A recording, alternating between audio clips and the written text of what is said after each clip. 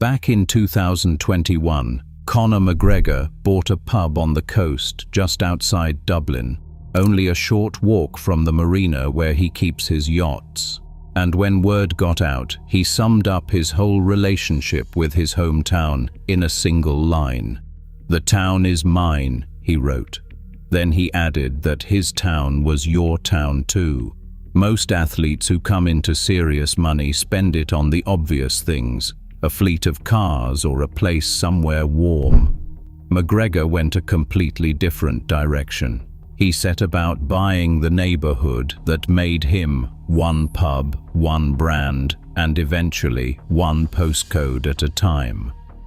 This is the story of how an apprentice plumber from a working-class pocket of Dublin turned a fighting career into a drinks and property empire spread across the Irish capital, and how that empire ran into a problem he could not punch his way out of. Let us go back to the beginning. Conor McGregor grew up in Crumlin, a close-knit neighborhood on the south side of Dublin. Long rows of terraced houses, a local boxing gym, the sort of street where everyone knows whose son you are. His family eventually moved out to Lucan, but Crumlin never left him, and Crumlin falls inside a Dublin postal district with a number worth remembering. D12. Dublin 12. Keep that number in mind, because years later it ends up printed on a bottle that changes everything. In those early days, McGregor was picking up welfare payments and training at a gym called Straight Blast in a cold industrial unit, telling anyone who would listen that he was destined to be rich and famous. Plenty of people around him assumed he was all talk. By 2013, he had a UFC contract. By 2015, he was a world champion, flattening Jose Aldo in 13 seconds. By 2017, he was sharing a Las Vegas boxing ring with Floyd Mayweather and collecting the largest check of his life. That is where the fighting fortune came from. But prize money runs out.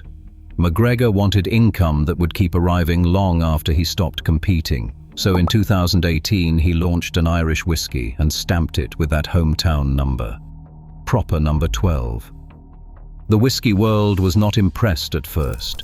Here was a loud cage fighter barging into a business dominated by Jameson, a name older than America itself.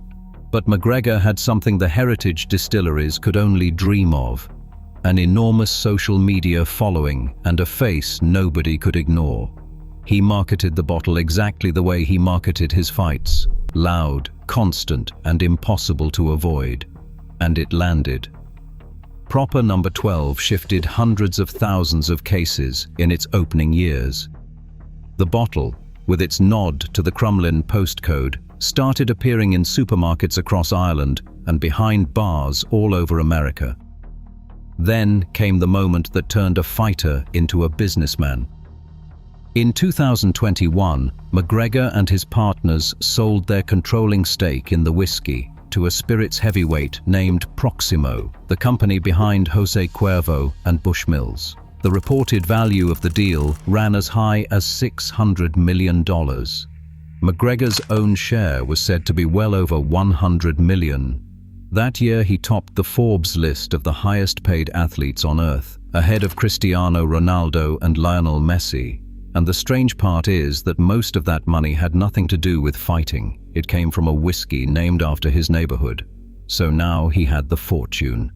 The question was what to do with it, and this is where the tale takes an unusual turn. McGregor did not vanish off to a tax haven. He went home and started spending. The first major buy was deeply personal.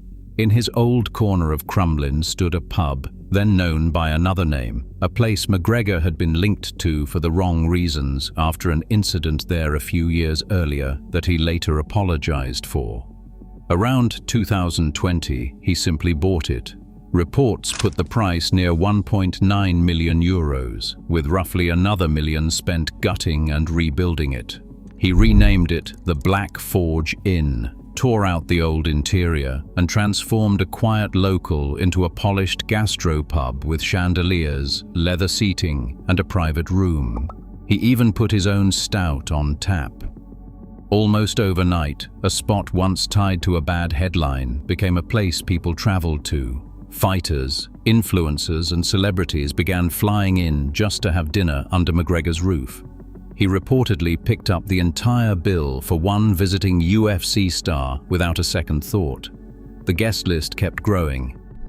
A modest Dublin pub had quietly become a celebrity clubhouse, and he was only warming up. Next, he went to the coast. In 2021, he bought a bar in Howth, the seaside village to the northeast of the city.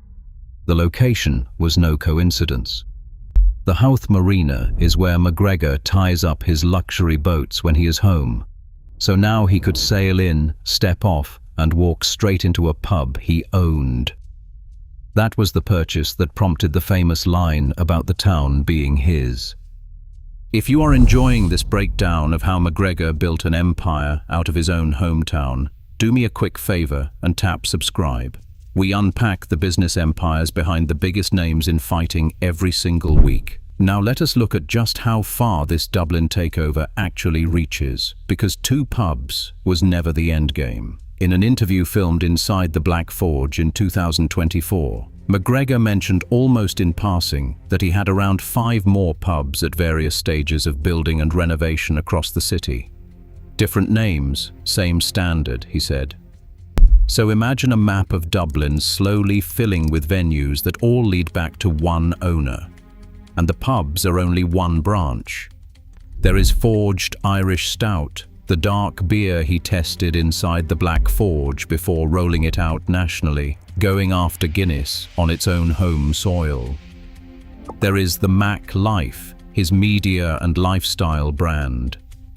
There is the sportswear and the endless run of endorsements. He even made his Hollywood debut beside Jake Gyllenhaal in the Roadhouse remake. Add it all up, and most estimates land McGregor's net worth somewhere in the hundreds of millions. So why Dublin? Why funnel all that whiskey money back into a city he could easily trade for the sun and low taxes of Dubai or Monaco? The answer is part sentiment and part cold strategy. McGregor's whole identity is built on being the kid from Crumlin who made it big. That underdog story is worth a fortune, and you cannot sell it convincingly from a yacht off the Riviera. By owning the pubs, the postcode, the local stout, he keeps living the story out loud. Every venue with his name above the door is a billboard for the legend. The Black Forge does not really need to turn a profit as a pub. It works as a marketing engine that keeps McGregor pressed into the streets of Dublin. The mechanism is almost circular. His fame moves the whiskey. The whiskey pays for the pubs keep his fame burning at home, and the cycle starts over again. For a while it looked unstoppable. Then 2024 arrived, and the empire met its toughest test. In November of that year, a civil jury in Dublin found McGregor liable for assaulting a woman named Nikita Hand and awarded her just under €250,000 in damages.